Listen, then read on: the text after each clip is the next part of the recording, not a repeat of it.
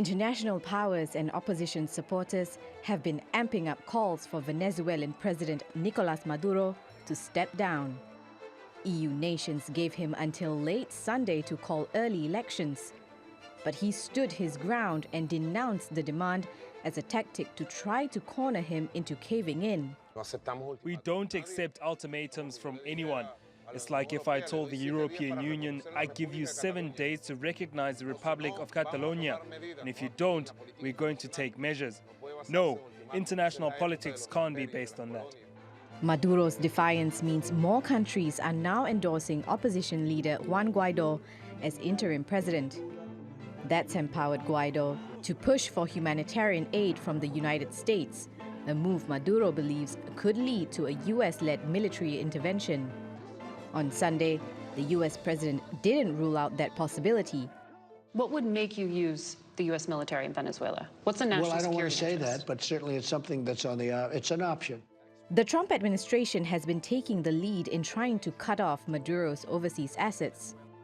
Last week, it slapped new sanctions on Venezuela's state-owned oil firm PDVSA and blocking earnings from its oil sales to the US. Washington also granted Guaido control of Venezuelan assets being kept at the Federal Reserve Bank of New York. And after talks between US and UK officials, the Bank of England denied Maduro's bid to move $1.2 billion worth of gold out of Britain. On Monday, the UK said it's considering more action, including imposing sanctions. The Lima Group, a bloc of Latin American nations and Canada, says it's also looking for ways to loosen Maduro's grip on power. Canada's Prime Minister Justin Trudeau on Monday pledged millions of dollars in aid to Venezuelans. Today, Canada is stepping up and announcing $53 million to address the most pressing needs of Venezuelans on the ground, including the almost 3 million refugees. The military has largely remained on Maduro's side, but cracks within the ranks are starting to show. Some soldiers and generals are defecting to Guaido's camp. Despite these domestic and international pressures, the Venezuelan president remains defiant. Laila Humairah, TRT World. Now, for more on this, let's bring in our editor-at-large, Craig Copetas, who's in Miami. Craig, great to see you. So now, key European countries and more than 20 countries globally have recognized the interim president, the opposition leader, Juan Guaido, as president. Tell me, what do they stand to lose economically? Well, today's an auspicious day because it's the 25th anniversary of the 1992 attempted coup by Maduro's now dead crony, Hugo Chavez. They attempted this coup against President Perez back in 1992. So I can tell you that being here in Miami today, that's a very big issue. What do people stand to lose? Well, they stand to lose the oil and mineral wealth there. A lot of people are vying for control, but the countries that have the most to lose are really Russia and Cuba, particularly Russia. There's a company called Rosneft. It's an oil company headed by a Russian by the name of Igor Sechin, who's a friend of President Vladimir Putin. But Craig, Russia is supporting Maduro. So how does that work? Excuse me? But Russia is supporting Maduro. So how does it stand to lose anything? Well, okay, because if Maduro topples, Russia, particularly Rosneft, is going to lose $3 billion. That's how much they owe Rosneft.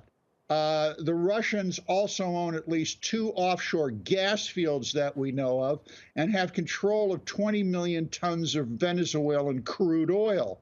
The Cubans stand to lose because a lot of that oil is going to Cuba to keep the place afloat.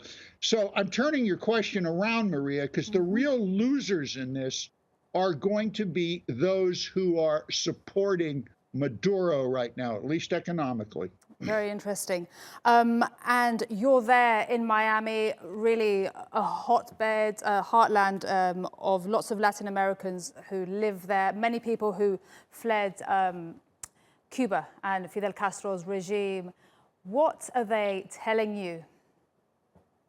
Well, I spent the weekend with a number of Venezuelan attorneys and financiers who are part of the 3 million plus diaspora, many of them in Miami. And their great concern is that if Maduro continues, that the country will turn into another Cuba. Remember, the Venezuelan government has been following the Cuban model since roughly 2003. This has been inculcated in the population. Right now, for instance, it's nearly impossible, I've been told by these Venezuelan individuals, to get a passport renewed. The government says they've run out of paper. However, these individuals are now brokering passports for $25,000 for a Venezuelan passport. They claim, purchased, they say, out of the Venezuelan consulate in Switzerland. That $25,000 figure is significant because these attorneys told me that a few months ago, it only cost $3,000 to renew the passport. That's an incredible point there. Craig, I want to ask you about the economic support for Maduro. Of course, we heard about the sanctions last week on PDVSA. Tell me, how much longer can Maduro keep the military's allegiance if he can't pay their wages? And where is he going to get money from if it's not from those oil revenues? Well, possibly from the Russians. We really don't know. Look, there's a lot of significant statistics in all this and also a lot of unanswered questions. But I think the International Monetary Fund gives you the only statistic you really now need to know. They're forecasting right now 10 million% inflation this year in Venezuela. You're looking, according to Guaido, that 250,000 to 300,000 Venezuelans, in his words, are on the brink of death, according to his Twitter feed. They are in need of desperate humanitarian help. Now, we've already had one Air Force general side with the new government. But the real concern from the Venezuelans here, Maria, and this is something to track, it's the government still controls the judiciary and it still controls most of the military. And even if the Maduro government topples, these Venezuelans here say, what will not go away are what's known as the colectivas. That is the Venezuelan paramilitary force under the control of Maduro. There's a certainty here among the diaspora and expatriate community that they will continue to support Maduro even if he topples. All right, Craig, thank you very much for your thoughts and your analysis there. That was Craig Copetas, our editor-at-large in Miami for us.